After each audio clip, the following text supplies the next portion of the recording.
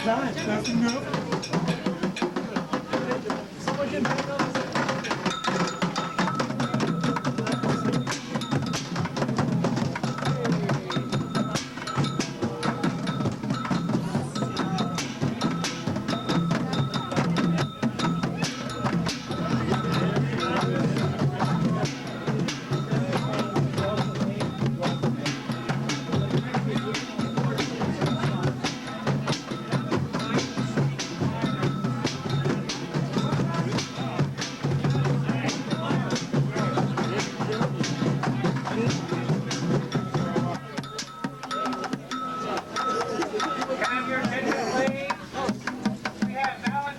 That we're going to deliver.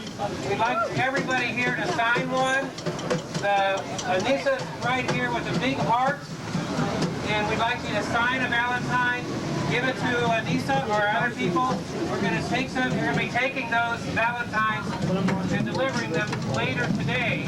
So if you can just take out your pen, put a little note to Michael Powell, and then give those Valentines back to us before 1:15 or 1:30. That would be great.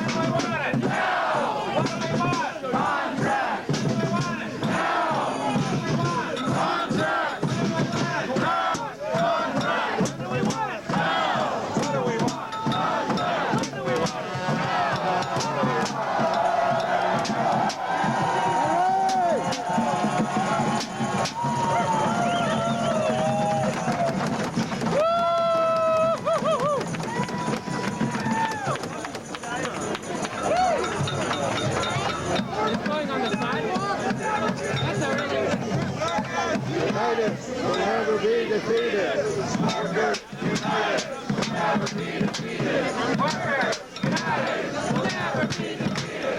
Workers united will never be defeated. Workers united will never be defeated. Workers united will never be defeated.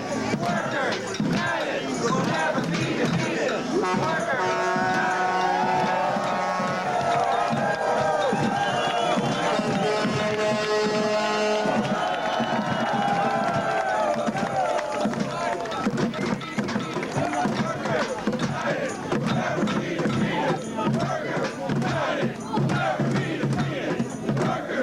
When I first heard about ILW Local 5, I was an employee about 2 weeks, and I was working in the warehouse, and the trucker, Matt Garrity, came up to me and he pulls me to the side and he says, "So you're just a new 2 weeks, but I just want to let you know that we're doing an organizing drive right now. We're organizing with ILWU, and we're not going to ask you to do anything right now, but when your 4 months comes, we're going to talk to you, and we're probably going to be having actions going on and things like that. So just for now, you can go ahead and play and chill." And so I sort of generally knew that there was something going on, although I sort of had my head in the sand. I wasn't really paying attention to what was going on because I was just trying to figure out square one and books and things like that. So then I hit my 4 months, and Matt came up to me and he started telling me about the union. And pretty much the next day I told him I was interested in being a steward. So then I started coming in and I started learning more about what was going on and about the general history of how the local came to exist and why people were disgruntled with their jobs and pay and with their changing responsibilities and how they were starting to have a lot of power and what they were doing on a daily basis. And it became pretty clear to me why people were organizing, and I decided to get involved. I didn't really know much about unions at that time. I was from Arizona originally, which is the right to work state, so I'd never been in a union, hadn't been raised in unions, and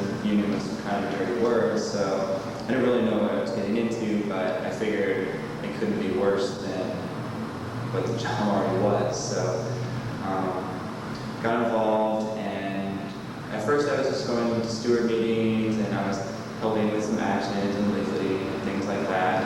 And then pretty soon I got involved in the negotiating team because my partner, who was the negotiator for Hoyt Warehouse, had to step out of that position. So I volunteered to assume the position and started negotiating on the bargaining team maybe in February, something like that. And negotiating, once I started negotiating, I got a lot less involved in planning the actual events and leafleting and all the fun stuff that was going on. And I started getting into work with the bargaining team on paper and figuring out what kind of contract we were going to have, what our bottom line was, what we were going to try to go for. And at that point in time, the contract battle got a lot more bogged down with language and stuff like that. And that was a lot more boring than the other stuff. But it was really interesting because as the language started developing, I started learning, because I had never taken any negotiating classes or anything like that. So I started learning about getting what you want by asking for more and being willing to settle for less. And probably one thing that I found was really interesting during negotiations was that as we would be bargaining for something, say healthcare or something like that, management would consistently say, oh, this is our bottom line, this is our bottom line. And what we found is then we have an action, and all of a sudden there's more money on the table, or management was a little more willing to give. And the thing that I thought was really funny during that entire time was management kept giving us the line that, oh, when you take it to the streets, then this doesn't make us want to give you any more. When you take it to the street, we don't want to yield any further, and we just puts us in a deadlock. And the funny thing is every time we took it to the street, we found that there was in fact more money on the table, and there was in fact more power that they were willing to give up. And that's actually been something that's been really consistent, not only in contract negotiations, but also since we've gotten a contract, especially with grievances and different problems that we've had in the store. Instead of, if we just file a grievance, then oftentimes they'll just come back at us and say, oh, this grievance is denied, yada, yada, yada. And what we found is management is a lot more able to see things the way the union might see it if we are willing to take actions in the store and make them feel uncomfortable rather than just filing pieces of paper. That's crazy. Yeah, we're all going to wear it. Fire people for supporting the union. Like the fact that they've continually had surveillance at our union activities, threatening, harassment. The list goes on and on like a firing squad. And that's why we're out here today, because we're not going to take it, because these few consistent decisions to continually harass union supporters is not going to float.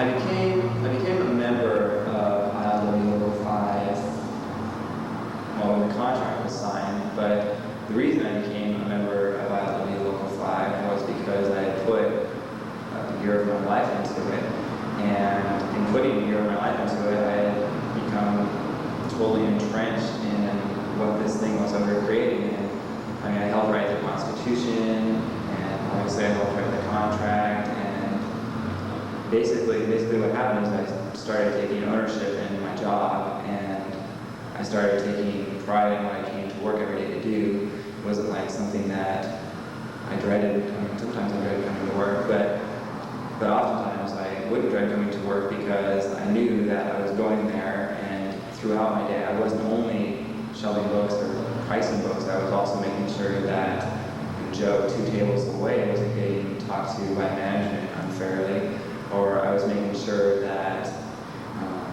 if there was a safety problem that they were being corrected. And so it wasn't anymore just $7.50 an hour was $7.50 an hour plus these other things that I cared about. So the reason I joined Local 5 is simply because I helped create it, and so it's part of me.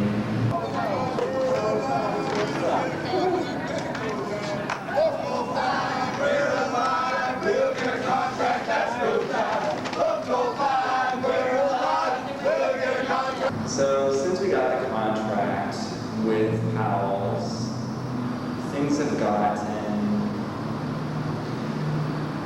gotten interesting, and things have gotten very boring. Things have gotten interesting because being the union representative for Local 5, I've gotten to see a lot of how the contract language actually works, which is really interesting because since I helped write it, I was there, and I had my own perception of what that language meant at the time. It's been really interesting to see what management suggests they think the language meant versus what the union or what anybody else on our side thought the language meant. And it's been really interesting in seeing how something that could be entirely clear-cut at the bargaining table has actually been a lot grayer than we ever anticipated. It's given me a really good perspective on how things should be written if you want them to be carried out a certain way. It's been really interesting to see how if the administration of a benefit changes, the actual value of the benefit changes drastically. Another thing that I've seen since we've signed the contract is what appears to be, while the membership appears to not care as much as they did during the contract negotiations, as I go out and talk to people, I find that while that's my perception of things, I think the actuality of it is that people do care a lot about the union, what the union is doing for them, and how it affects the workplace.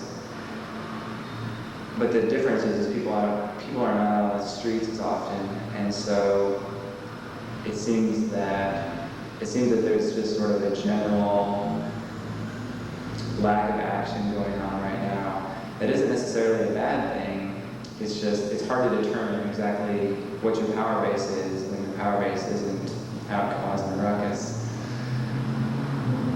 But it's been really interesting, and it's educational to see how the movement sort of oscillates from being extremely action-oriented and militant, and then how it turns into more of a bureaucratic, paperwork-oriented thing. And that's actually one of the negative things that I probably have to say about unions, or at least my experience with unions, which is essentially what it does is, in order to get labor peace, which is what you're bargaining for, what the company's bargaining for, and that's the chip they have when you are bargaining. When you sign a contract, you're giving part of that militancy away, and you are putting all that power that you found you had into bureaucratic paperwork, which is exactly the playing field that management wants you to be on. When you go into the playing field that management's comfortable with, then all of a sudden you're going to find that you don't have the power that you thought you had anymore, because you're playing on their playing field. They're not playing on your playing field anymore. So probably one of my biggest beefs with unions, or as I said, with my experience with the union, is that a lot of that momentum that you had during your contract campaign or whatever, it just gets sidelined, and people forget really quickly where the power came from. The power is not from filing an agreement, or the power is not from writing a letter to management or something like that. The power is when people all stand up together and they do something. It's not by anything else. You have to get up and you have to do something. You have to stomp your feet. You have to raise your fist in the air and you have to say something. And when you have contract peace, it's really easy. Or when you have labor peace, it's really easy to forget all about that, and then to restart the membership, it gets to be difficult. So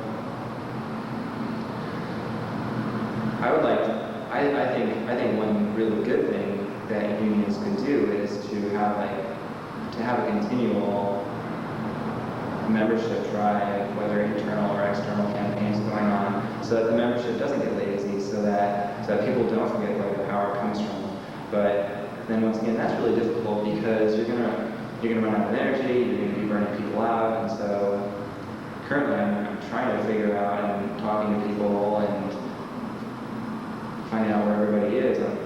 I'm thinking a lot about where the balance is between militancy and bureaucracy, and trying to figure out a medium that people will always remember where their power comes from, but at the same time, they don't get entirely burned out on action. So I think it's probably a problem in other unions too. I don't think it's just our union or our local. I think it's probably a general problem with the labor movement. And especially after talking to organizers in the labor movement about how they are burned out and used up 70, 80 hours a week, these absurd amounts of time that they're putting in order to organize. And what essentially happens is they get so burned out by the labor movement that they don't want to do it anymore. So we're losing all these people with this vibrant energy. And what's it for? A single contract. It's not really good enough, I think. I think we need to figure out how to keep the power going and how to keep the membership excited at a level that keeps management on their toes, but at the same time allows the workers to not be burned out and to want to continue to give their time and their energy to the movement.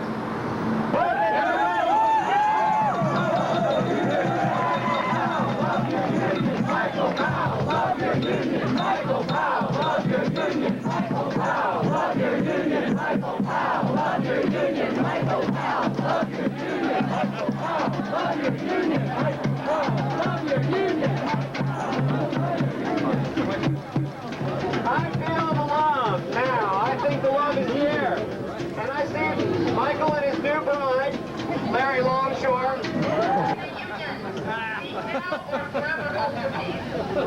Can anyone think of any reason why Michael Powell and be joined together in a union?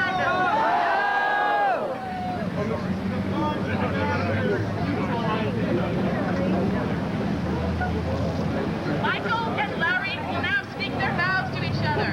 And remember, folks, we're going to help them out here. I, Michael Powell,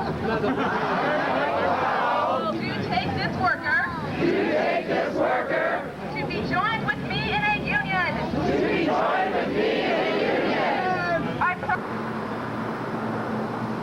Where I see the labor movement going in the future,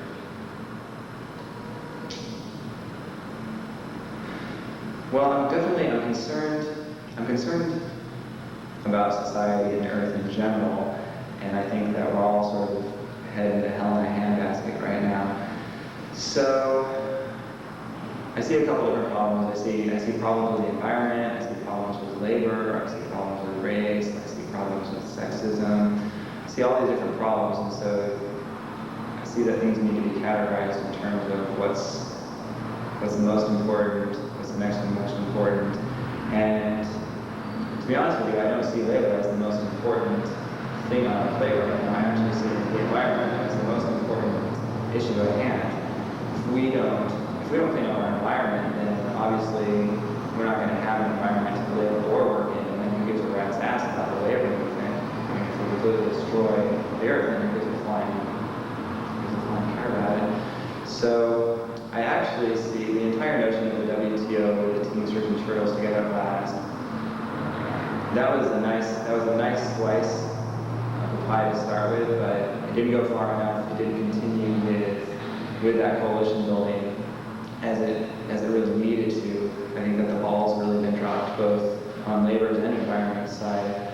I think that there is kind of a point where we need to focus on the environment, and that we don't necessarily want to give up our ground that we've gained or that we currently have in the labor movement, but I think that we maybe need to be putting a lot of our energy into the environment first and make sure that we can harness corporations in terms of environmental laws then we can really put a lot of energy towards labor. But in putting a lot of our energy towards the environment and towards harnessing corporate rule over the environment and our environmental laws, I think that labor can learn a lot about how to stop corporations encroaching upon those various areas. One of those areas which is human rights and labor. So if we can figure out how to defeat the corporations in the realm of the environment, then I think it would be fairly easy to turn some of those tactics into weapons of the labor movement, and so the labor movement will naturally follow that. But in terms of the future of the labor movement, I do think that maybe it should go to the back burner. Not that we should stop, but I do think that there's other issues that we really need to be concerned about first. But definitely, I don't think we should be giving up ground that we do have. So the fight needs to continue, I think, but like I was saying, the coalition building is probably the most important, because then we can fight all fronts and put our energies towards all the different issues. And the future of Local 5, sorry I'm buzzing around here. The future of ILW Local 5, I was actually thinking a lot about this for the past couple months. And I see a couple different futures, depending on which way the general membership would like to go. One dream for Local 5 would be that at some point in the future, when Michael Powell is no longer wanting to or able to run the business, I would like to see ILW Local 5, aka the employees of Powell's, buy Powell's books and make it a collective bookstore. I think that would be the best thing that can happen to Powell's. I think that this entire corporatization of Powell's is absolutely destroying the culture. I think in destroying the culture, I think it's going to destroy the selection of books that currently can offer. I think it will destroy the healthfulness of employees, the knowledge of the employees that work there. And I think if Powell's continues the way it's going, then it's going to be just another Borders, just another Barnes & Noble. And it's just going to be another bookstore that nobody really cares about one way or the other. I think that in order to save Powell's as being the landmark bookstore that it is, the complete power and future of the bookstore needs to be put in the hands of the employees who care about it more than just dollars and cents, who care about it as a culture and care about it as a livelihood. So that's one idea I have for Local 5 and Powell's employees in general. Is I'd like to see Powell's books become effective. Another thing that I'd like to see Local 5 and the members do in the future is I'd like to see marginalized workers in society given the chance and the opportunity to unionize into Local 5. I think that not only, Local 5 members so far, since it's just Powell's workers, is basically lower paid retail workers, which is traditionally a marginalized group of workers, and especially in unionism. Another marginalized group of workers is strippers, and there's already been unionizing campaigns for strippers, although none that I know in Portland. And I would really like to see ILW Local 5 maybe talk to some workers who are in the sex industry and potentially see about organizing some shops in the Portland area. Another group of workers, of course, is other boat workers, for example, Borders or Barnes & Noble. I'd like to see bookstore workers unionized. I would like to see retail workers in general unionized in Portland. I think there's a lot of opportunity right now and a lot of discontent with employers. And I think Local 5 could definitely help out, and having a contract can definitely help out those workers in their situation. And going through a unionization effort, I think could teach those workers and society, at least Portland in general, that the power really is in the streets and the power really is with the workers, and if the workers stay stopped and the workplace is stopped, and that's a lesson that people need to have continually be into their their heads until they remember, because the bosses are not wanting you to remember that. The bosses want you to forget. They want you to come to work every day, wait for your paycheck for 2 weeks, and forget that if you don't show up, something doesn't get done. And if 2 people don't show up, then a couple things don't get done. And if everybody doesn't show up, then the boss doesn't make any money that day and they can't run their business. That's what they want you to forget. I have a, excuse me, I have a question. If the local, keeping the frame here, if the local collectivizes, then it would cease to exist because they would become management. That is true in a certain respect. The way I'd like to see it happen is, that wouldn't be the first thing that Local 5 does, of course. There would be a lot more bargaining units in Local 5 besides from PALS. And there would be a lot of reorganizing to do, but yeah, the PALS workers would not be in ILW Local 5 anymore if, hypothetically, if they own PALS. But I don't think that's a bad thing, because I don't think that union and unionizing is the end-all and be-all of getting your power. I think that unionizing is a tool, and unions are a tool to gain respect at the workplace, to gain rights at the workplace, to gain fair wages, fair compensation, health care, grievance procedure, no more outlaw. I think that union is just a tool, like a hammer or a saw. And I think that that's actually another one of my big beefs with unions, is that a lot of union members become extraordinarily pro-union. And while it's very important to be pro-union because union's on your side, whereas management's not, I think it's also really important to have an idea of where you want to go. Ideally, for me, we wouldn't need unions. We wouldn't need unions because workers would already get fair compensation, and they would already have health care. They wouldn't be at home. Ideally, management would be a class that didn't exist. And if you can buy the business that you work at, and you essentially become your own manager, or the collective essentially becomes a democratic workplace without the union, then it doesn't matter if you have a union or not, because you have the same protections. A lot of people I've talked to seem to be under the impression that you unionize for unionization's sake or something like this. And I think that idea is entirely absurd. I think that when you just start unionizing to unionize because you think it's going to get you these things, and you start shutting out a lot of other options that you can potentially use to get the same effect.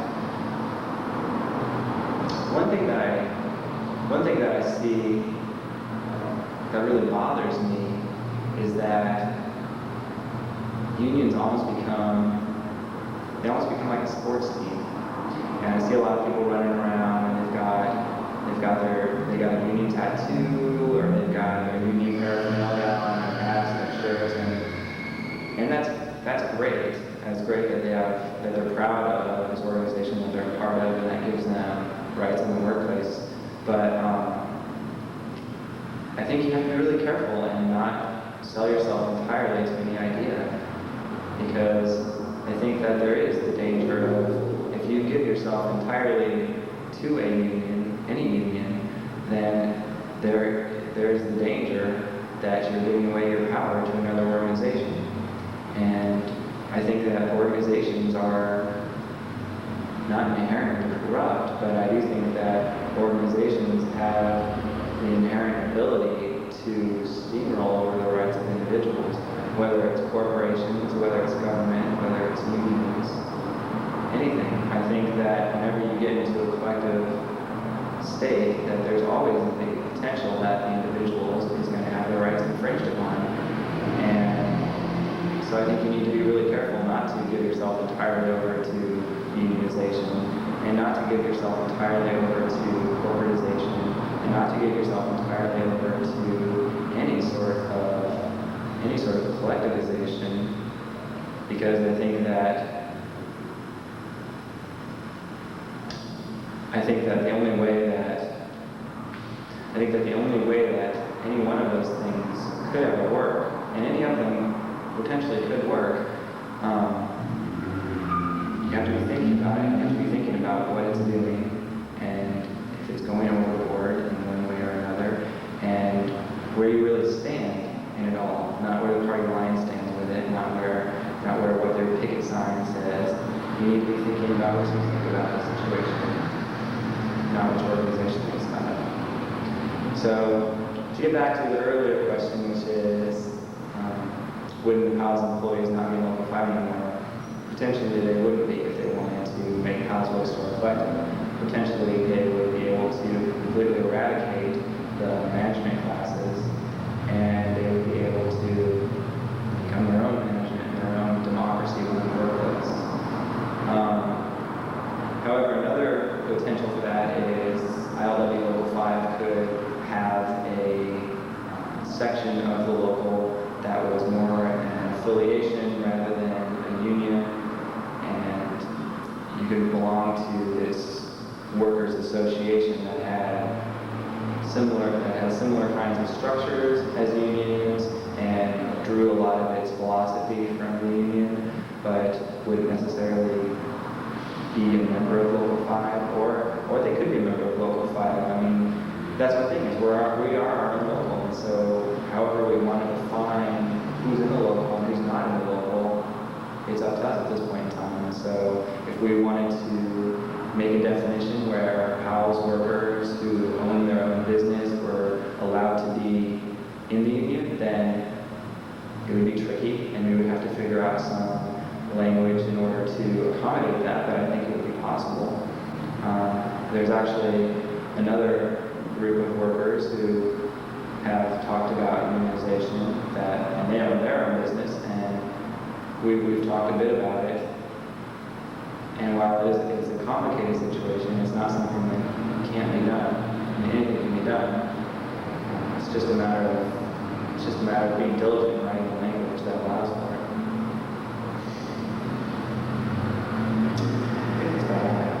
That's about it. Okay. At this point in time. At this point in time. I do have a further question on the collectivization. So right now you have Michael Powell as the chairman, and then you have Ann Smith as the executive director of some sort, whatever she exactly does, and the store managers and that. So would these positions be taken by individuals or committees?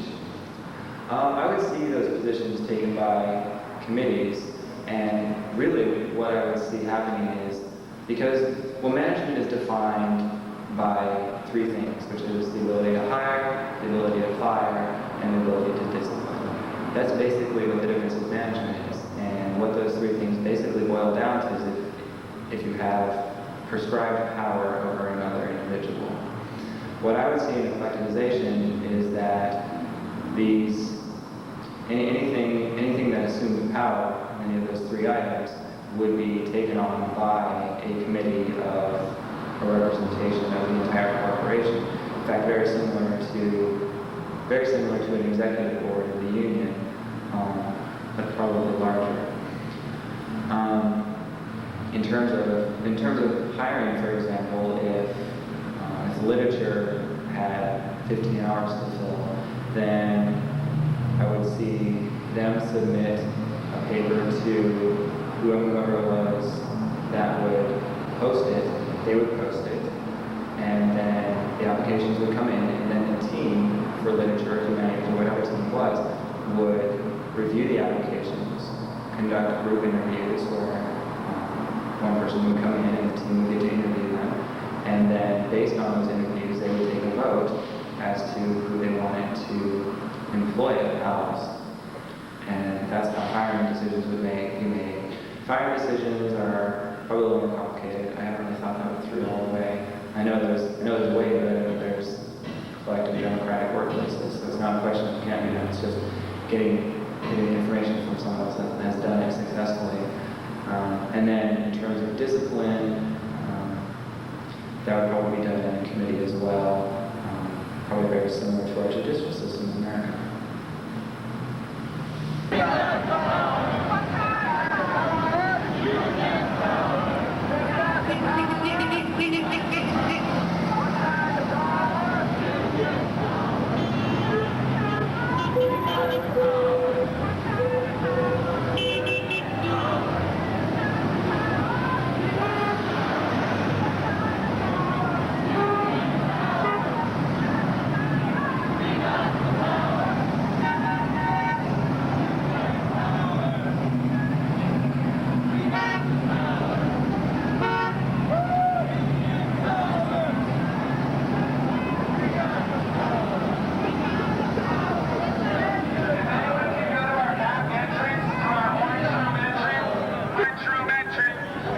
Such quite a scene. Very popular with book lovers.